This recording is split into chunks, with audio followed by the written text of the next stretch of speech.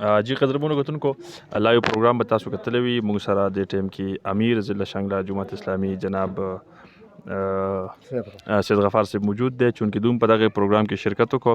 ټولو نه اول خو ستاسو شکریه ادا کوو چې ماشاءالله تاسو هر ځای کې حاضر یې او ځان رسوئ. څنګه چې تاسو ماته ووایي زه بیمار یم او ما هم تاسو ته ووایي چې یاره تاسو به ولې نه بیمارېږئ لکه بیماري خو د الله په لاس کې ده خو چونکې ستاسو په دې عمر کې بیا هم تاسو دومره هلې ځلې او دومره منډې تړلې بیا خاص کر نن تاسو میره کې موجود یې مارتوم دلته دا چې کومه مدرسه ده مرکز اسلامي او بیا نن دې کې پهله جمعه هم ادا شوه ماشاءالله ډېره ګڼه وه جومات کې تاسو پکې هم شرکت وکړو دې حوالې سره به څه وایئ؟ بسم الله الرحمن الرحیم. ټول نه مخکې خو زه ستاسو ډېره شکریه ادا کوم چې تاسو هم د یوې مذهبي کورنۍ سره تعلق ساتئ. مولوي صاحب د خدای غریق رحمت کې ستاسو نیکه هغه زمونږ د ټولو استادانو استاد پاتې شوی دی. نو تاسو چې په دې مذهبي خوشحالۍ کې دلته ګډون وکړو او دلته راغلی دې له ترجیح ورکړه اهمیت ورکړه نو الله تعالی دې ستاسو لپاره د دنیا هم د خیر ذریعه وګرځوي د آخرت هم د خیر ذریعه وګرځوي. دا مدرسه په اصل کې د اقامت دین دپاره یو بنیادي سنگ میل دی او سنګر دی او زه د خپل طرف نه جماعت اسلامي طرف نه د دې میرې د مشرانو کشرانو ته ضیاء الرحمن فاروقي صاحب ته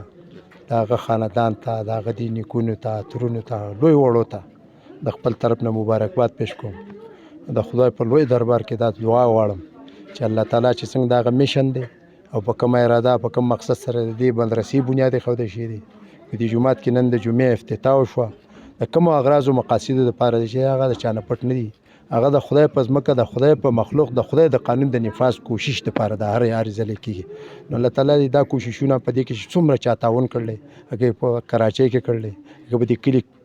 کور کلي کې چا کړلی نو الله تعالی دا د هغو دپاره د دنیا د آخرت د خیر سبب د عزت سبب د اقامت دین سبب د الله تعالی د رضا سبب د الله د رسول صلی الله علیه وسلم د میشن د تکمیل سبب وګرځي. زه ډېر خوشحاله شوم دې پروګرام کې دوی ماته دعوت راکړ او زه بیمار وم نن پروګرامونه هم دریو د سوندې مرکز کې زمونږ چا صدقې څاوري راوستي طلباو دپاره هغې کې مدرسه ده او په هغې کې کم طلبا چې زمونږ سره سبق وي که هغه درس نظامي وي که حفظ کوي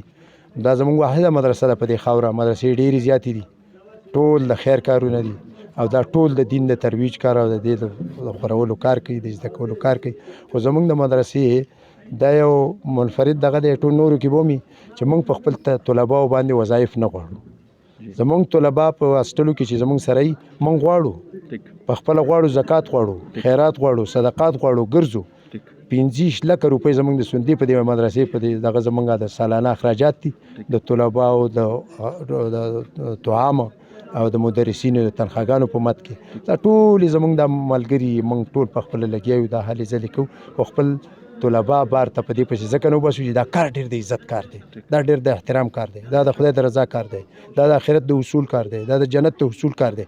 نو چې نن ته طالب په ماشوم په چنو کې وګرځئ په ډوډۍ پسې نو دی به بیا سبا ټینګلي خبره کوي او دې له د اوسپنو زړه په کار دی. نو موږ ویو چې دا ډېر معزز خلک به دونه جوړېږي دوی به د معاشرې رهنماګان به دونه جوړېږي دوی قوم به دوی په ځان پسې کوي نو دا ډېر په عزت په کار دی. نو هغې کې په دغه سلسله کې چا یو 15 څاوري راوستي وو هغې موږ افتتاح کوله هغه حلال کړه هغه چا چې صدقه کړله الله تعالی د هغوی دپاره د خیر سبب وګرځوي. دا هم ډېره هم پروګرام اولنۍ جمعه وه او په دې غرض دا خلک موږ راغونډېږو چې زموږ رب به زموږ نه څنګه رضا کېږي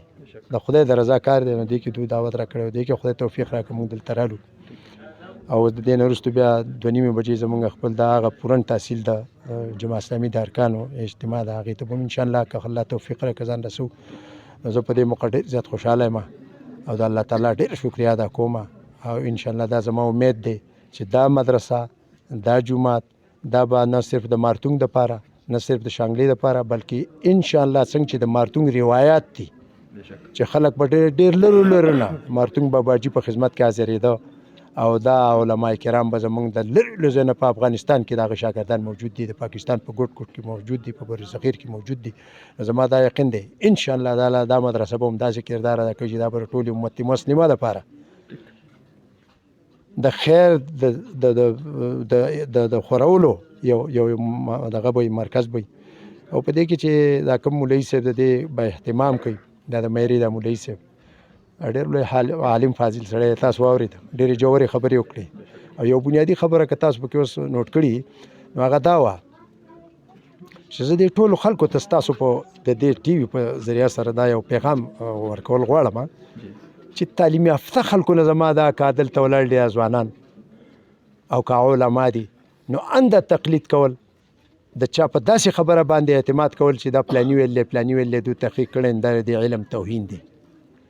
نو مولوي صاحب چې کومه خبره وکړه چې عمر فاروق رضی الله تعالی عنه په کم اراده باندې خپله توره داسې په لاس کې نیولې وه او راووت چې نن به زه د دې تحریک خاتمه کوم د محمد مصطفی صلی الله علیه وسلم دا به نن اخرنی فیصله دا د هغو په نیز نعوذ بالله منها دا فتنه به نن خورم چې دا د نوي دین چا دا دعوه کړله خو چې کله راغی په لاره کې هغه ته چا ورته وویل صحابي ورته وویل ډېر خفه شو چې سړی په خور دې ورشي په ابوخي دې ورشي خو چې اوس په محمد مصطفی صلی الله علیه وسلم داسې نه او هغې ورته هم هغه اخرني تاسو تفصیلي واورېد خو هغې ورته هم وویل عمره ته هم د خطاب زوی خو زه هم د خطاب لري ته زما د غوښو نه د هډوکو نه د غوښه لرکولی شي ته زما هډوکي ریچې کولی شي خو کومه خبره چې ما کړله چې لا اله الا الله محمد رسول الله صلی الله علیه وسلم دې نه ما ته نشي په شا کولی او د هغه د زړه ملغلره یې ماته کړه او هغه له خدای د ایمان توفیق و طاقت ورکړو د پیغمبر صلی الله علیه وسلم د دعاګانو په نتیجه کې دا موږ له دا پیغام راکوي چې موږ په خپل زړه کې هر څومره خواهش هر څنګه لرو زموږ هر څه جذبات او احساسات دي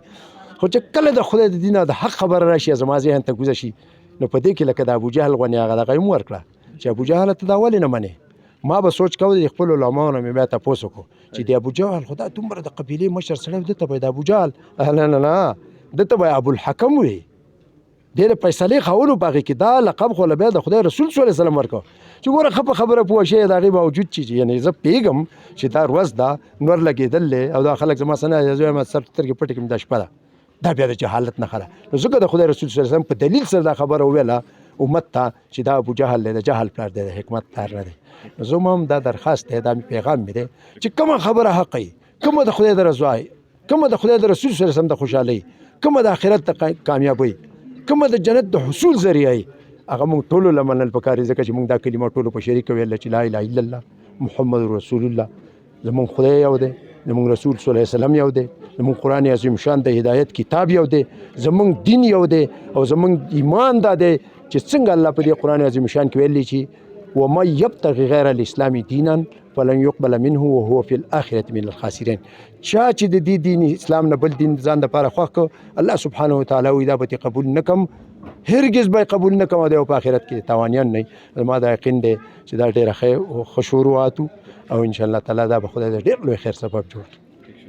اخري تاسو ماشاءالله خبرې ډېر تفصیلي وکړې څنګه چې موږ تاسو پروګرامونه لتلی او تاسو موږ کتلی تاسو اکثر نورو خلکو چې کوم جماعتونه تاسو هغه کې مدد کوئ هغه جماعتونه ماشاءالله تاسو په مدد سره تعاون سره هغه سر ترسي او ډېر ښکلي جماعتونه جوړیږي چونکې بیا دې سره خو مرکز اسلامي نوم هم ټچ دی نو دې حوالې سره به تاسو څومره دوی سره کوشش کوئ چې جماعت تاسو ولیده لږ کار شوی دی یو چت تیار شوی اصل جماعت له پاسه پاتې دی نو ډېر کار پاتې دی دې حوالې سره به داسې یو خبره داسې یو سوچ چې دوی زړه مطمئن شي بسم الله الرحمن الرحیم ما تاسو ته خبره وکړه زمونږ په الپورۍ کې موږ د جماعت اسلامي مرکز جوړو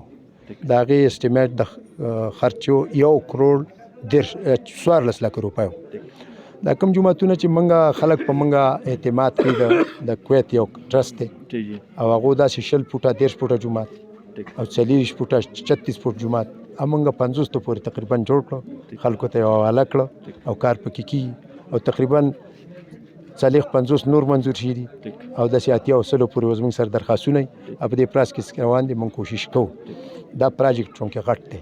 څنګه چې موږ د الپورۍ هغه په خپله وکړو دا هم داسې په خپله کوو دا زما غالب یقین دی زموږ جماعت په دې کې اوږه په اوږه ولاړ دی دا زموږ د خیر کار دی خو موږ د دغه مخیر حضرات به داسې ګورو او ډېر خلک داسې شته